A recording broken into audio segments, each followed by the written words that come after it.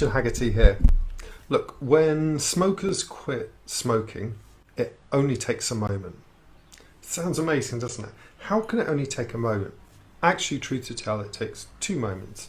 2 moments that can be literally a second, even less than that, or a couple of seconds. The first is, I've got to change this habit. It's looking back on it and saying, you know what, enough is enough. I want to make a change. I want to stop smoking now.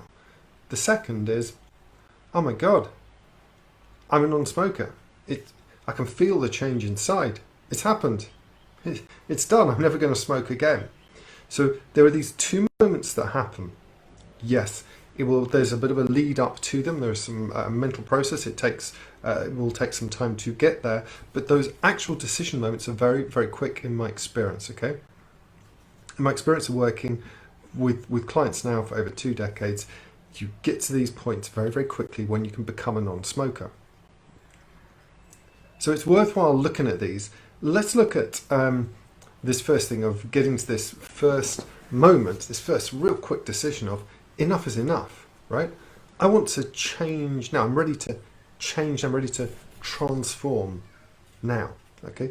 What is it that will get a person up to that point? Look, I've mentioned this. I've told this story to so many of my clients, but I remember one client who woke up in the night and 2 in the morning, got over, went over to his desk, rolled up a cigarette and smoked it. And then as he was getting back into bed, he thought, I can't do this anymore. I want to be able to sleep through the night. Enough is enough. I don't want to be controlled by that. And in that moment, that one moment of enough is enough, that was the decision moment. It happened very spontaneously, very quickly for them.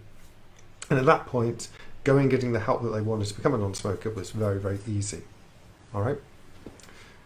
So to get to the point where we have these 2 quick decisions of enough is enough. I don't want to stop. I don't want to carry on smoking. I want to stop now. And the second decision of, oh my God, it's happened, and I know it's happened. You're making a decision to recognize this is the moment and it's happened. Okay. We really want that first moment of enough is enough to be very solid and very clear for you. Why? Because then you'll be motivated to follow up. You'll be motivated to look around for a plan, for the support that you have. Maybe contact a stop smoking expert, somebody who can help you to make that change. Okay, but now you have the raw fuel available. Okay, it's like the petrol in the car or the diesel in the car or the charge in the battery in your car that's going to fuel you. It's going to give you the power to go through and make that change, and that's critical. You've got to have that in place to be a non-smoker. Once you've made that decision that enough is enough, well, now as you're looking and you're working with somebody, for instance, or you're going through whatever plan and process to quit smoking, there'll be a certain point where something happens inside. The easiest way to think about this is the felt shift. If I said to you now, how does your body feel when you think about quitting smoking? All right, you'll get some feeling inside. That's the feeling that will be linked into other feelings that once they shift, it's game over and you will stop smoking. You'll be a non-smoker. I know it sounds really, really easy and it's very straightforward in this simple form, but it gets very overcomplicated by a lot of analytical, conscious things. There are so many books and courses and things out there telling people all manner of things to do. But really, it's all to get to this moment of the felt shift where you can become a non-smoker. Years ago, there was a study was done years ago about stopping smoking. In fact, actually, it was done more about therapy in general, actually. The guy who was doing it, Gendlin, looked at all the people across all different forms of therapy. And what was it? What was the common thing there? Was it which therapy worked the best to help people make changes? And what he concluded was that people who it wasn't the therapy so much as a moment in the client's consciousness when they had what he called a felt shift response. Okay, when they knew that something had shifted inside their body. Okay, so by becoming aware of this moment actually as it happens, what that'll do is it will solidify in for you this absolute deep knowing that you are a non-smoker, that you've made a change and you can be a non-smoker for the rest of your life. How cool is that? So the actual work of getting to a point where enough is enough, I'm going to make this change, I'm going to do it now, I'm going to do it for my kids, I'm going to do it for my health, I'm going to do it for my family, I'm going to do it as a personal challenge, I'm going to do it for whatever reason. You're really the person who's responsible for getting to that point. You don't have to do it by yourself, okay? Typically, that's part of the service that we offer on the consultation call, on the strategy call when someone books that. It's a free call and we can go through and we can talk about that, but you gotta at least want to be on the call, all right?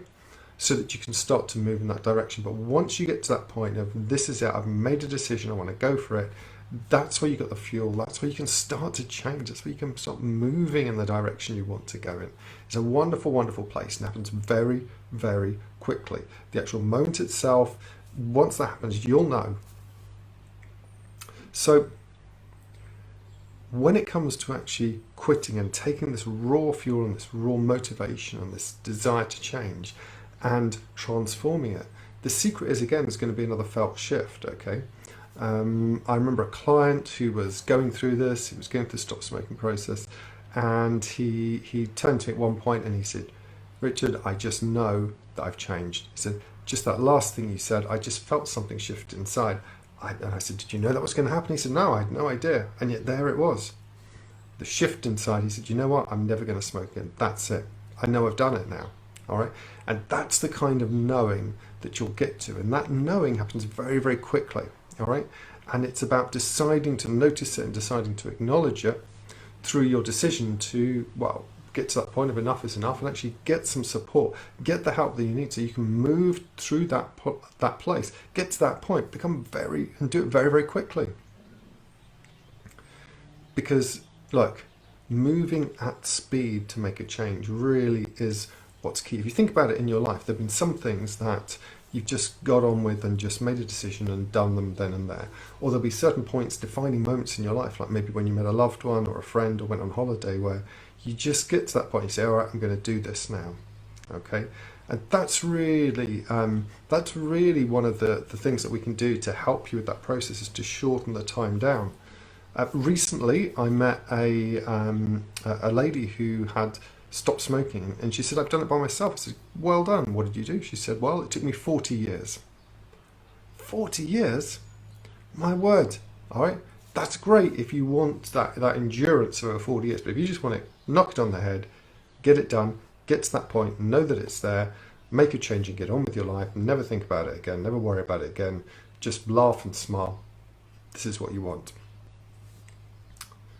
So to actually get to that point where you can change, we do, the way that I work is I help people leverage what we call subconscious spontaneous openings. These are where your subconscious mind starts to open up and say, hey, this is an experience I want to have. This set of feelings, these psychological needs are really important to me, and I've got very used to getting them from stopping smoking, okay? But really, I'd like to just have them met. Can you help me? All right. Now, these are very subtle non-verbal cues, but that's exactly what we can use to leverage in the moment. They will be coming up all the time, and an experienced practitioner will notice these, observe these, and can transform them. There's very few of us working exactly in this way, because most people are using scripts or drugs or patches and all that kind of stuff, but it's possible for you to stop at once forever. Of course, you're never going to stop smoking if you just carry on doing the things that you're doing and hoping, all right?